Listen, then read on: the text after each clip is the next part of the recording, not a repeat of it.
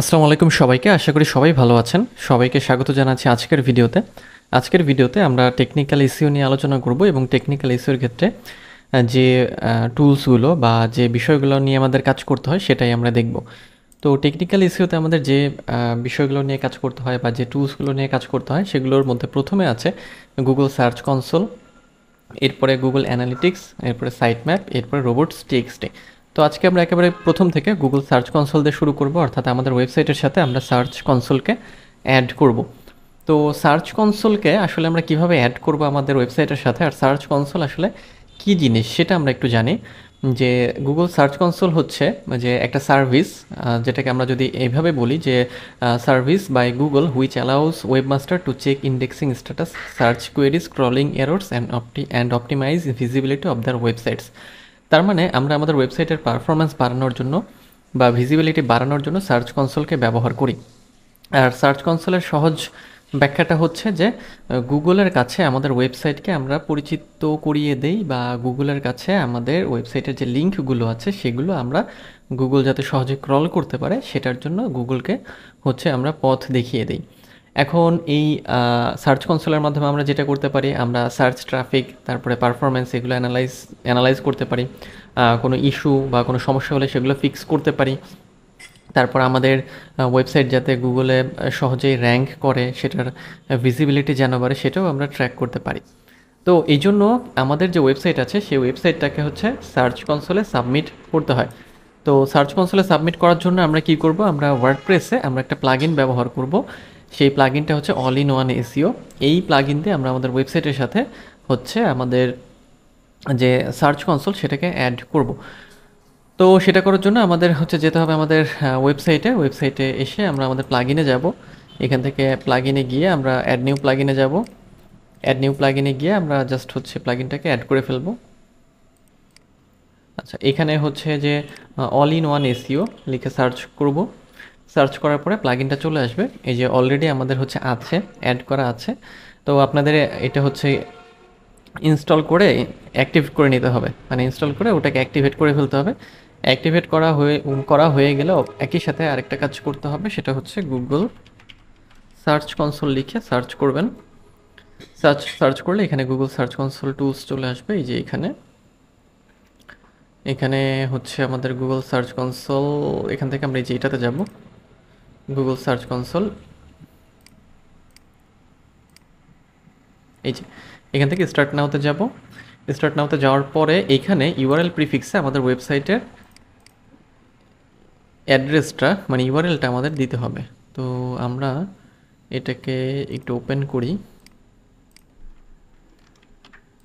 তারপর এখানে আমরা এটাকে দিয়ে দিলাম। এরপরে কন্টিনিউতে ক্লিক করব। কন্টিনিউতে ক্লিক করলে এখানে এই যে ওনারশিপ ভেরিফাইয়ের একটা অপশন আসবে। এখান থেকে আমরা HTML ট্যাগ এটা দিয়ে আমরা আমাদের ওয়েবসাইটের সাথে সার্চ কনসোলকে অ্যাড করব। তো এটার জন্য আমরা আবারও চলে যাব আমাদের এই যে প্লাগইন তো অলরেডি আমাদের ইনস্টল করা আছে। আচ্ছা, তো অল ইন ওয়ান এসইওর জেনারেল সেটিংসে যাব আমরা। এরপর ওয়েবমাস্টার টুলসে যাব, add website to URL prefix এটা তো আমরা করলাম। এবং দেন আমরা হচ্ছে যে ওখান থেকে এটাকে অ্যাড করে ফেলবো। তো কীভাবে আমরা করব সেটা হচ্ছে যে আমাদের অল ইন ওয়ান এসইও, এই যে এখান থেকে এই যে জেনারেল সেটিংস, এখান থেকে ওয়েবমাস্টার টুল, গুগল, তারপরে এখানে এই যে আমাদের কোডটা দিতে হবে। এই যে এই কোডটা HTML ট্যাগটাকে আমরা কপি করলাম, এখানে এসে এটা দিয়ে দিলাম। এরপর সেভ চেঞ্জেস। আচ্ছা, ওকে। সো সেভ চেঞ্জেস দেওয়ার পরে আমরা আবার এই সার্চ কনসোলে চলে আসব। আসার পরে আমরা এখান থেকে এই যে ভেরিফাইতে ক্লিক করব। ভেরিফাইতে ক্লিক করলে একটু সময় নেবে কিছুক্ষণ। তারপরে এই যে ওনারশিপ ভেরিফাইড, তার মানে আমাদের এই সার্চ কনসোলটা আমাদের এই ওয়েবসাইটের সাথে অ্যাড হয়ে গিয়েছে। এখন ওয়েবসাইটে যাবতীয় যত ধরনের যা কিছু হয় সব আমরা এখান থেকে দেখতে পারবো। এখন গো টু প্রপার্টিতে যাব। গো টু প্রপার্টিতে যাওয়ার পর এই যে এখানে আমাদের এই যে যাবতীয় ডিটেলস চলে এসেছে। এই হচ্ছে আমাদের ওয়েবসাইট, এই যে এইটা, তার মানে হচ্ছে যে এই যে এইটা যেটা নিয়ে আমরা কাজ করলাম এটা। আর এটা হচ্ছে আমাদের সার্চ কনসোল। তো এখান থেকে আমরা কোন জিনিসগুলো পাই বা আমরা কি ব্যবহার করতে পারি এখানে আমরা হচ্ছে ওভারভিউ পাই, মানে আমাদের ওয়েবসাইটের যে পারফরমেন্স, তারপর ইন্ডেক্সিং, এখান থেকে ফুল রিপোর্ট পাওয়া যাবে। তারপরে হচ্ছে যে এক্সপিরিয়েন্স, তারপরে হচ্ছে যে এনহ্যান্সমেন্ট কী কী আসছে সব আমরা এখান থেকে পাবো।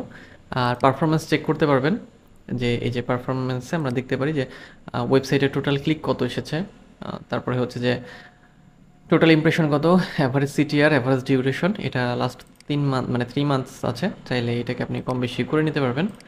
আচ্ছা, এখানে কুয়েরিগুলো কোন পেজে এসেছে, আমাদের ট্রাফিক কোন কান্ট্রি থেকে এসেছে, কোন ডিভাইস থেকে, সার্চ অ্যাপিয়ারেন্স কী ছিল, কী দিয়ে সার্চ করেছে, কোন নেট, সব দেখতে পারবেন। আচ্ছা, এই হচ্ছে সার্চ কনসোলের সুবিধা, অর্থাৎ আমাদের ওয়েবসাইটে যত ধরনের কাজ হবে বা কোন জায়গা থেকে ট্রাফিক আসছে সেগুলোকে আমরা হচ্ছে এখান থেকে মনিটর করতে পারবো।